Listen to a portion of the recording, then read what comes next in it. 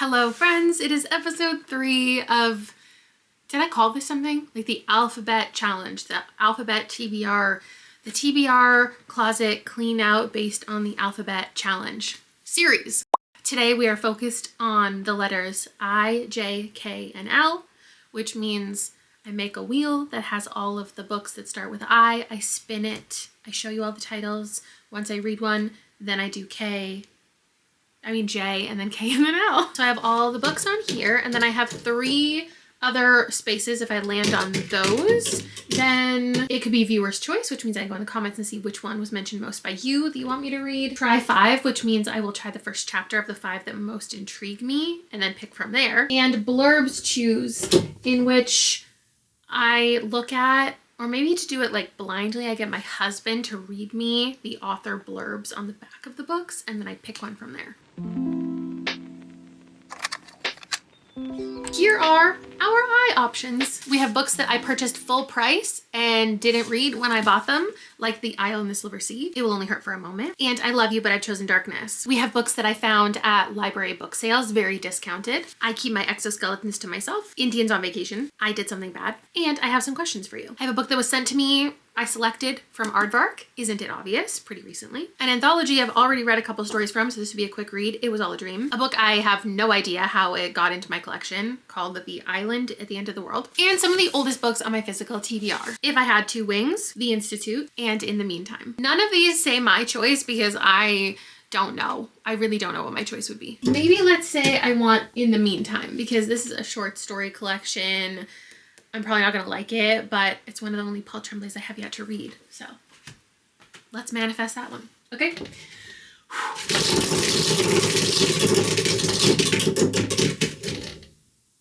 Okay, I mean, it's clearly on this side of the thing, but we'll just tap it over. I have some questions for you. I actually think this might be one that you guys voted on quite a bit. I remember seeing I Keep My Exoskeletons to Myself commented a lot, but I feel like I saw this one a good amount of times too. A successful film professor and podcaster, Bodie Kane. Oh my God, I'm actually currently reading a book that has a character named Bodie, is content to forget her past and family tragedy that married her adolescence, her 4 largely miserable years at a New Hampshire boarding school, and her classmate Talia, who was tragically murdered in the spring of her senior year in 1995. Bodhi ends up going back to this school because there were flaws in the trial. Their school athletic trainer was the one convicted, but did he really do it? I said recently, like, that is the pitch of so many books in publishing lately, or maybe it's just the ones that I gravitate towards, I suppose. Someone went to jail and then something is revealed, and did they actually do it? Intrigued. It feels a little bit dense, but I'm into it. It's a moody, rainy day. We haven't had rain in months. Like, I feel like we usually get a little bit in April, but like the whole saying of April showers bring May flowers has like never been true here. It's always May showers. And in my memory, we get so much rain in May and like throughout May. This is our very first rain and we're already halfway through the month. So of course I went for my daily walk and it felt refreshing and then it felt very cold. And now here we are. I did grab the audiobook of this because I was going to listen to something on my walk. The narrator is Julia Whelan, who I quite like. I don't know if she can quite save this for me because right now I just think it's okay. I read maybe the first 150 pages last night, and then the next 50 pages on audio, and I don't know which one I'm going to continue. Right now it's feeling long. It's feeling too long. That's just the vibe of it because it's a mystery and I'm so much more used to mystery thrillers or just thrillers that having solely a mystery to read just kind of feels like a lot. Just connecting all of these dots and piecing everything together in this context, especially because our main character is writing a letter to somebody who believes is responsible for the death of her roommate back in school. Like I said, somebody else has been convicted, and I knew that it happened while they were at boarding school in high school, and I knew that she was going back to the school to be a teacher, but I still, for some reason, didn't think this would be so much revolving around student-teacher dynamics.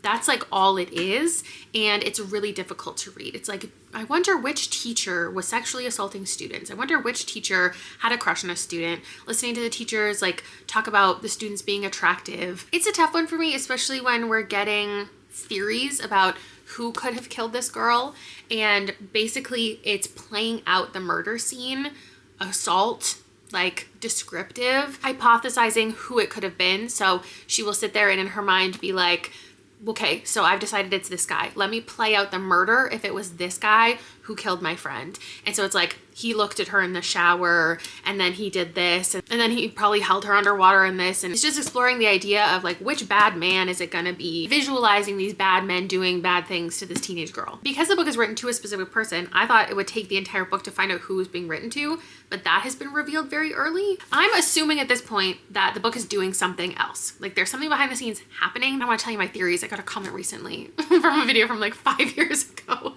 where someone was like, you give way too much information about these mystery books. Like you make me not want to read the books. And I was like, oh my God, you're so right. I think the writing is good. And like the concept is cool because we have a podcast element. She's teaching podcasting to students.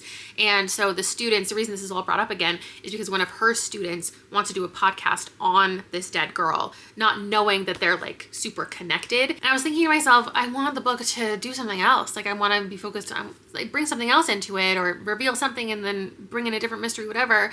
And it kind of did, but not in an interesting way, because also now there's a different storyline where this woman and her podcast is getting like canceled because of someone else in her life who's doing bad things, and maybe she's like liking the wrong tweets, and suddenly there's this whole thing about how the public is viewing her and if the podcast ad sponsors are dropping her or not. I just can't believe how long it's taking me to read this. Like I'm only 200 pages in and I feel like I've read a 400-page book at this point. It's just very slow and a lot of reminiscing about her high school time, the boys she was interested in, boys who were harassing her, different relationships between different people. But I can't say I'm not interested in the actual mystery. Same spot, same rainy day, a little bit drier hair, and same middling feeling about this book. I was gonna say I don't know what to rate this. That's a lie. I do know what to rate this, but I don't want to give it that number because I don't want it to affect my average rating of the month. But I must admit, this was a 2. This was a 2-star for me, for sure. There were conversations the book was bringing up that I found interesting. It's interesting as a book. It's not interesting as a mystery. The things that Bodhi is having to contend with within here, how she affected the investigation, how she contributed to this man going to prison, the racism within like policing, within prosecuting, but also her own racial biases she has to think through. She talks to us about, and she wants justice. She wants to find out what really happened, and she's just committed to this man didn't do it and he is being unfairly imprisoned. She's talking about the ways that she interpreted Thalia and what she had to say about her, and maybe ways that she could have impacted the investigation better, maybe ways that she did something wrong. And then we get a moment where she and many other people, like essentially this, not the second half completely, but let's say the last third, but it's a little more than that, doesn't matter, is courtroom stuff, is like everything coming to a head and all of these discussions and people being interrogated or, you know, put on the stand, having to like re-go through this trial and everything that went down back in the day. I was gonna say I don't necessarily like a trial focused book, but I have liked some. I don't think this is a thing that I necessarily love or hate. It's just sometimes it goes well, sometimes it doesn't. In this case, that was a more interesting part of the book, but I still wasn't completely on board. So I know a lot of people have said like they love the first part and then the second part got uninteresting. More often though, it seems like the second half is what intrigues most people. We have a little jump through time. And so we're talking about, but on kind of a surface level, of discrimination. We're talking about true crime and the ways that people engage with it, kind of become obsessed with it, and in turn profit off of it, but it didn't really go like too much into that. And then it also talked about women and being vulnerable and people taking advantage and all the harm that is done. There was this section, this actually happens multiple times, where the author will just list a bunch of, you know, moments that have happened in the news that we all are aware of and the typical crimes that occur, just to drive home like how fucked up society is, but also the investigations themselves and the news machine. Anderson Cooper with new developments on a story I'd found particularly disturbing. It doesn't matter which story. The one where the rugby team covered up a girl's death and the school covered for the rugby team. Actually, it was the one where the therapist spent years grooming her. It was the one where a senator, then a promising teenager, shoved his dick in a girl's face. She was also a promising teenager. It was the one where a billionaire shoved the woman into a phone booth, but no one believed her. The one where the high school senior was acquitted of rape because the sophomore girl had shaved her pubic region, which somehow equaled consent. It is a moment every once in a while where we're kind of pulled outside of the narrative and just shown like, this is what I want to talk about. Like, this is what the book is talking about. But just by listing all of these things, it doesn't actually give the book any more substance. It doesn't actually make the book any better. And I just think that the mystery is really uninteresting. That's just also me and mysteries, I feel. Like, in real life, I would care there is a young woman who is murdered. I would care there's somebody in prison for the wrong thing. But just the way that this is written and the way we explore things, and it's mostly just her reminiscing on years of school. And then in the courtroom stuff, it's just a lot of people arguing. Like, this just wasn't a book that I was going to love. I'm sad about it. I wouldn't dissuade anyone else from reading it. I know it's in the Goodreads Choice Awards, but a lot of people that I've seen read it because of that were like, this is the book that everyone's like talking about and promoting so much. Like, okay, it's just fine. I think it's fine, but for me, not very interesting. Plot-wise. Story-wise. Yeah. Conceptually. Follow through. No. Ugh. The letter of the day is J. We've got Jonathan Abernathy, You Are Kind, Just the Nicest Couple, Jailbird, and Jonas Gordvine. 3 authors I have given 5 stars to before, and one I've never read. Probably read the first chapter of all of these in some sorts of TBR organization videos, and I held on to all of them, so I'm interested in all of them. There's no other options. My wheel only has 4. I would pick maybe the shortest one. That might be Jonas Gordvine. But I also kind of want to redeem the thriller situation. So, or mystery. Mystery.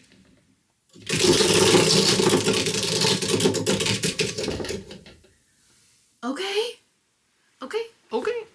I do want to know if I'm gonna like this, because it got recommended to me. I almost read it for some type of video and then I didn't because I read something else, but I was still really intrigued by it and I love the cover so much. And it kind of goes with the wheel. I mean, of all the books, it goes most with the wheel. That's our pick. Oh my gosh, I can't even remember what it's about. I really don't know how I'm feeling about this book so far.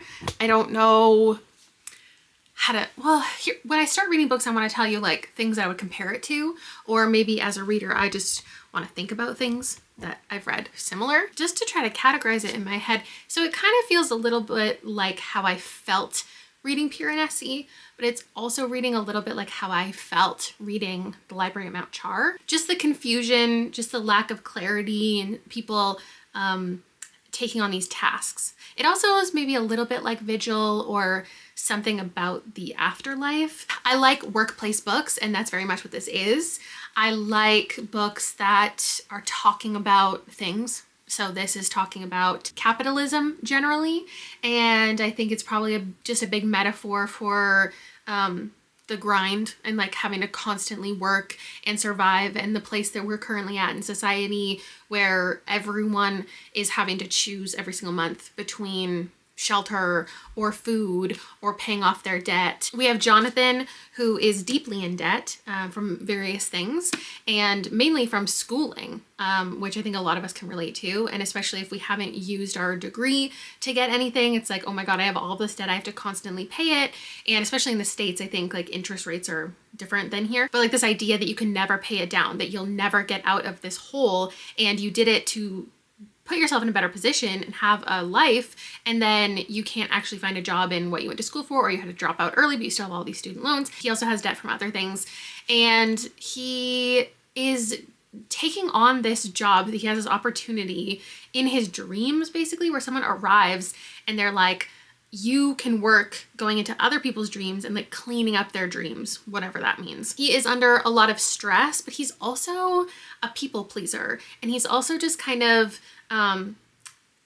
wow, why was I gonna say a shill? Like the idea of a corporate shill who will just like do whatever he's told and take on this work, and like anything happening in the periphery doesn't really matter as long as he's keeping his head down and he's doing the work. He doesn't really know what he's getting into. He just knows that he needs work and he wants to be taken seriously and he wants to do good at this thing. And I feel like in a lot of books, you're following someone who is really capable or becomes really capable at the job.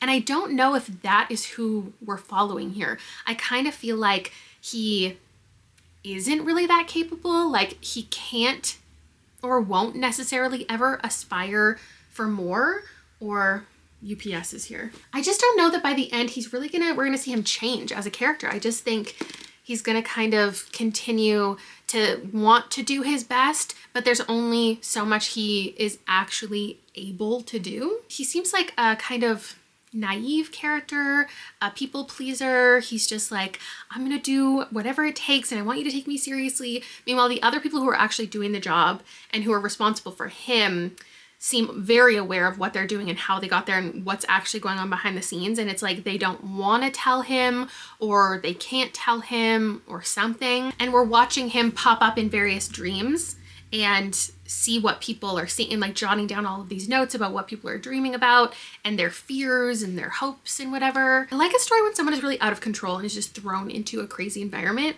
but this is an interesting character to be in that scenario. So 1/3 to a halfway in, I really don't know how I'm feeling about this. I, like Jonathan, am just kind of meandering around. Whatever happens is gonna happen. I'm starting to get worried about this vlog because I only gave this a 3, and my K options that I'm gonna spin for tomorrow, I don't know if any of them sound great. I don't know what more of the plot to even tell you about. Jonathan meets various other people, and there's like 3 main side characters who are pretty strongly present and impact him, and he impacts them. Nobody is that interesting of a character, including Jonathan. And there is a reason for that. The thing is, this setup is interesting. The beginning is really interesting. The concept of the entire book is interesting. I imagine how he would have pitched this to a publisher, to an agent, or however that works, because it's so interesting, but I just don't think he knew what to do with it. It just had a lot of repetitive scenes, and it's like trying to be really vibey and descriptive and like dreamlike, but then tried to give too many answers and plot that just didn't make sense, and those two things just didn't mesh, and I think it needed to stick to one of those things. It was easy to recognize Jonathan for sure, but it was hard to not connect, but engage with him and engage with what was happening and to feel invested, because you're so close to just him, but he's such a nothing character. He just doesn't have very many discernible attributes. You don't feel anything towards him. He's saying a lot of things that you might connect with, that you might relate to, about sadness and struggles, but also optimism and hope. But at the same time, he just is a very kind of faceless cog in the machine, and that's what the book is going for. But it's a lot to hinge a 300-page plot around. I'm really sad this wasn't a huge win, and I really don't know, like, if it's just me and my reading right now, just not doing great at book reviews. It's like, what do I actually talk about? Am I giving too much away? Am I even explaining the book? I just think this needed more work for me personally to love it. So many other people are gonna love it. I hate how much I've been saying this recently, but maybe it's my attention span. If this was a novella, could have liked it more. Anyway, let's flip the attitude. Tomorrow's gonna be good, right? Every book is gonna be 1 star more than the last. We started with a 2, we got a 3, next is a 4, then a 5. Okay, it's time for the Ks. We have 3 options: kill the beast, kill the farm boy, and kill creatures. I want to read all of these books. I want to read everything in my TBR closet. I cleaned it out. I'm only keeping things that I'm still interested in. With that said, I just don't think any of these, no matter what I end up spinning for, is going to be above 3 stars. These 2 authors I've both given a high rating to and some really low ratings too. Like Rory Power, when I originally read Wilder Girls, it was incredible, and nothing else has been good. Delilah S. Dawson, I started out reading a couple 3 stars, then I had a bigger win with a 4, another 4, and then I read something that was lighter and quirkier from her, and it ended up being a 1. So now this one's worrying me. This is from an author that I've never read from before, and I was interested in the premise, and early reviews intrigued me. But now the next wave of reviews have come in responding basically to those ARC reviews, saying this is not as good as everybody originally said. And from what I've been seeing, I'm probably not gonna love this. So if it were up to me, I would go in the closet right now and pick something completely different. But we have to fulfill the challenge. And I am still excited to read all of these. It's just I'm not excited to vlog it because I feel like this is going to be another negative review. But my fourth slice is audience chooses, where I go in the comments and I see what you wanted me to read. So even if I don't end up liking the book, at least there's a satisfying element for you to watch me read what you wanted me to read. So let's hope we spin it back to there.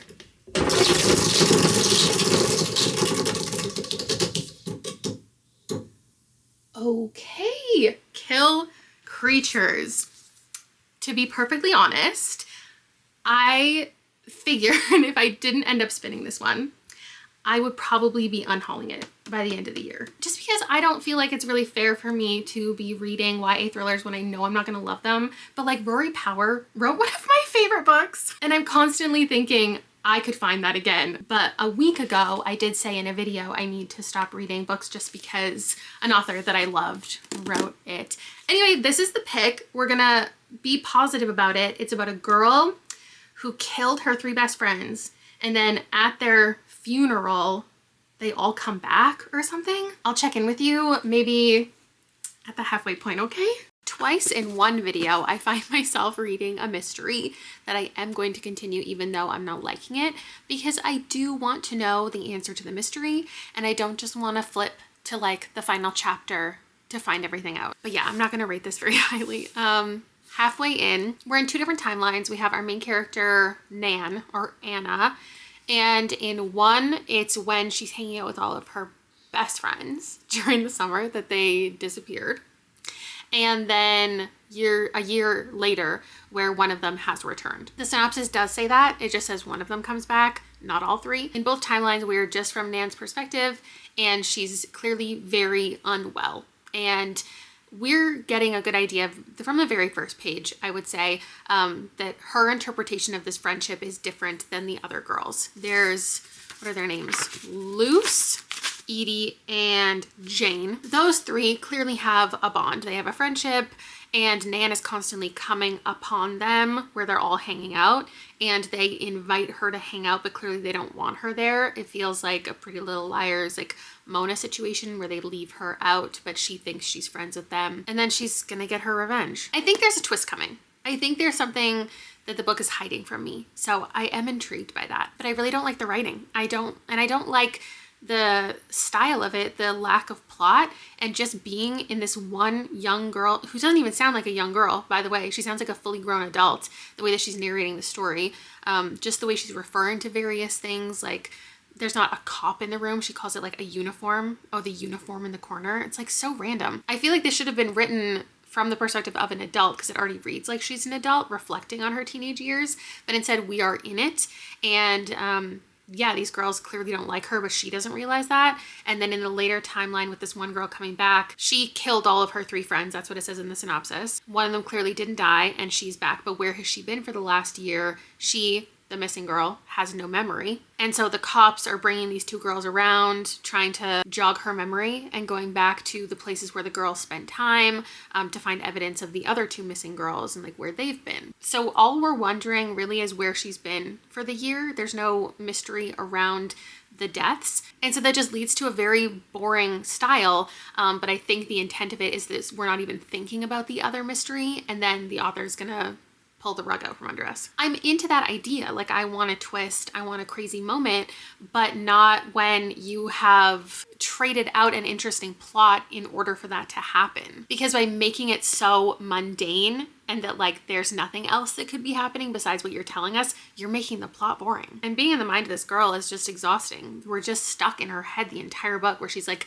I can't believe you didn't die. I wish I killed you better. Next time I get the chance, I'm gonna take you out. I'm gonna ruin everything. I did this, I'm so bad, I'm so evil. But we're only halfway through. It could get good. I don't know if it could get good. It could get better. And by choosing to not give us the perspective of the girl with no memory, like, do we believe anything that's happening? Right. Gosh, that was a terrible book. If it was adult, I would have given it a 1, but you know, this isn't for me. I'm not the target audience. If you have read 10, at least 10 YA thrillers in your life, you have read this story. You read this exact story. There's nothing wrong with it existing. It's just my hopes for an author that I've loved before is that she's going to do something, you know, interesting and different and something unique. If you've been here for like 10 years with me since I probably read the original Rory Power, I was also reading, you know, Alexander Sirui and Jennifer L. Armentrout. If you read those ones along with me, you have also read this book. It fell into like every single trope. All of the answers were super convenient, and all of the reasons that people like couldn't remember what had happened or whatever were just like never explored. It was just kind of like it is the way that it is kind of story. It was like, don't question anything. This is what the story is, and just go along with it. This is now 2 books back to back that I love the cover for, that I've owned for about a year, and I'm glad I got to, but they did not meet my expectations, and I am sad about it. It is the final wheel. It is the final chance to have a win in this video. And so all of my little extra triangles, options, slots, all say 5-star prediction, but I may not need those. I may just land on something incredible because I'm excited about all of these books. We've got a little one, Let Gravity Seize the Dead. 2 Stephen Graham Joneses, Leadfeather and The Least of My Scars. This beautiful one, Love in the Time of Cholera. Lanny, which I really want to read. Lighthouse Witches, which I think I'm gonna like. Loosed Upon the World, a very thick short story collection. The Lost Causes of Bleak Creek, which I probably should have unhauled by now, but there's something pulling me back to it. The most recent addition to my TBR Closet, Lesser Known Monsters of the 21st Century. A mystery I've had for a long time, The Leftover Woman. And another one I've had for a while, Last Exit. I feel like my wheel might be about to fly off of here. It doesn't feel as sturdy as it once did.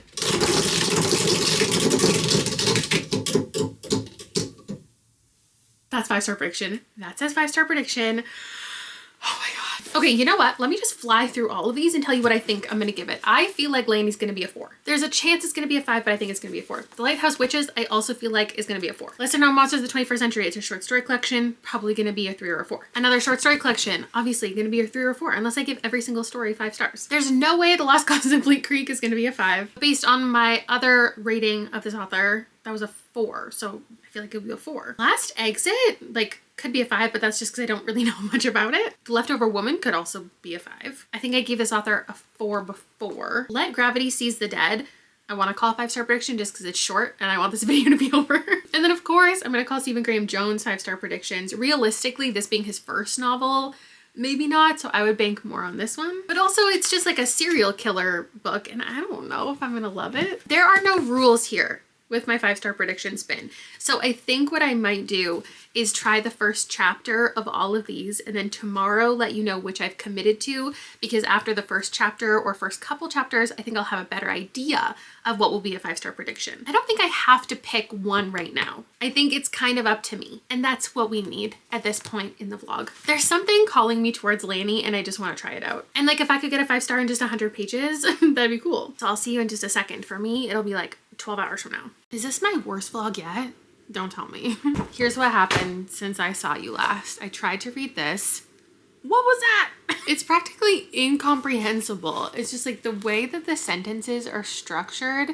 Maybe I'm tired. Like here's the first page. Read that. I just found myself like getting to each period and being like, what? And then going back and then being like, okay. And then being like, wait, what? It's a little like poetic maybe, and my brain can't do it. I also couldn't do this. I think it's a little too experimental for me in this moment because it kind of looks like this. It doesn't kind of look like this. It looks like this. Can I tell you my latest pet peeve is when people say sort of or kind of when they don't mean it. I follow this one person who does like fashion reviews. Side note, like I have terrible speaking words, habits, terrible things that I do in my speech, right? I say like way too much, etc. You don't need to tell me all the things that I say that annoy you. But for me, watching him, it's always, oh, this person on the red carpet is wearing this sort of beaded, it's not sort of, it is beaded. He's wearing this sort of red suit with, no, it's just red. Okay, so it just looks like this and my brain can't do it. And I thought, let me grab the audiobook. There's sound effects.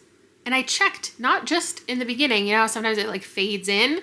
It's the entire audiobook. How are people listening to that? Okay, next, This I tapped out really early, just being honest. This was a little bit intriguing. This, I realized I've already read the first chapter, and I think I rated that pretty highly, and so I was committing to this one. And then I read the second chapter of all of this like witchy family coming to this lighthouse, and it was just arguing. It was the mom and the teenage daughter like arguing for multiple pages, and I just got tired of it. So obviously I was like, this is the one.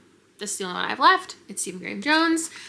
I didn't like the first chapter. We're from this like killer perspective, and there's just something about the style that if I had the audiobook, I could get into it, but just the idea right now of sitting here and staring at this for 200 pages and being in this character's mind just feels like a lot for my eyes to do. So with all of that said, I went back to one that I wrote off originally because unless I give everything 5 stars, how can a short story collection be 5 stars? But the first story was 5 stars. So this is now a 5-star prediction. Lesser Known Monsters of the 21st Century. Sadly, this is one of the most recent ones I've added to my collection. So this video in particular, we are not going into the depths of my TBR closet. These are all relatively recent buys. That first story was called Pre-Simulation Consultation XF007867, and it was about grief and a worker, an employee at a simulation place, and like one simulation that they were putting on for a character. And it was so good. So I've now gone and tabbed all the rest, and hopefully I just keep writing 5-star, 5-star, 5-star on all of them. This doesn't feel as intimidating because it's 175 pages, and I can break it up into little chunks because it's stories, and the pages look beautiful. There's a texture on it that just is pleasing to the eye, and it feels really good to touch. I'm very tired. This is the longest weekend of my life, but I did just read a 5-star outside of this video. So all's well here. And can we get another 5-star? I don't know. But the story was a 5-star, so I guess we already got a 5-star. My 5-star prediction turned out to be true. I'll let you know in the morning how the rest of them went. I need to go to sleep, and I need to go to sleep for a week. Here's what's crazy.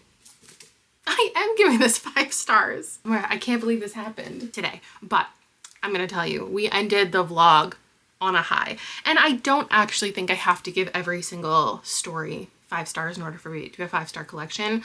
Obviously, 5 stars, as you guys always tell me, is more of a feeling. But even mathematically, if I take my average rating of everything, I get like a 4.6, which is pretty impressive. And it's rare that there's an anthology or a short story collection that I find there's like no story that I hate. I didn't dislike anything in here. Everything was 4 or 5 stars.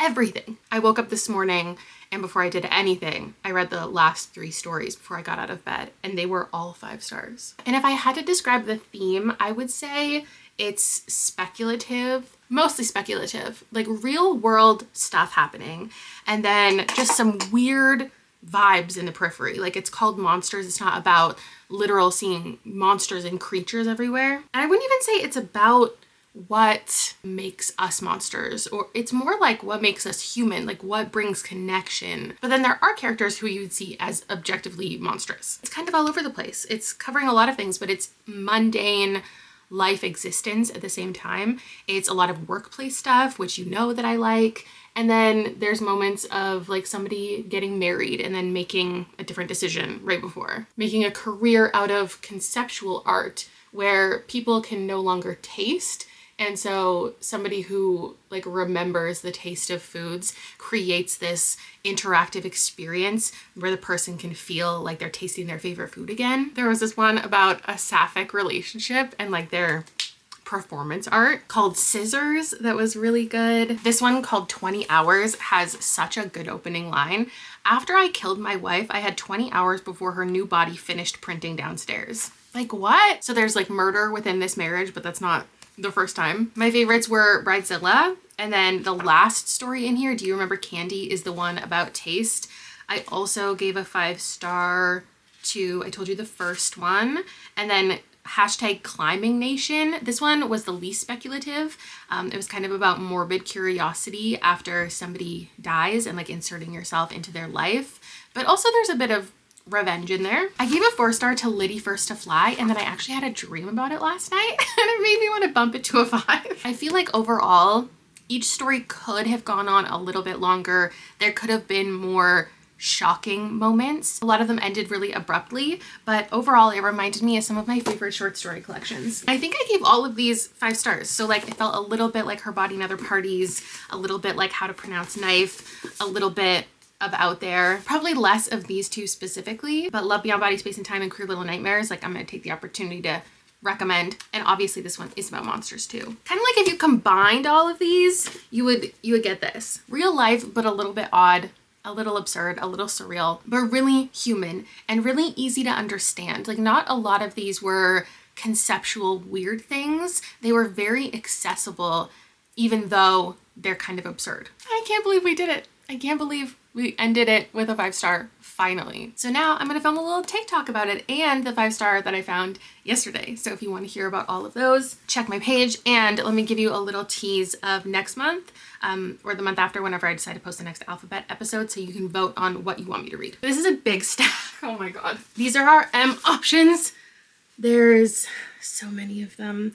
Let me try to get them in focus so you can see them all. Do you want to know what I'm most interested in? No, because then I could just make a little slice that's my choice next time. Here are our N options. Some of these I've had for 10 years. Some of them I've had for 10 months. I think I know what you'd pick from here, but surprise me. These are the O's.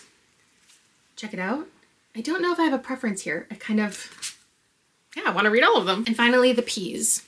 In one comment below, you can list each letter and which one you would pick if I were to call upon you. Actually, I don't think the P's I'm as excited about as any other letter. Like these all seem like they're gonna be okay, and I kind of want to force myself to read all of them because maybe I'll love one. I just don't know it. That's it for me, and I will see you next time. Bye!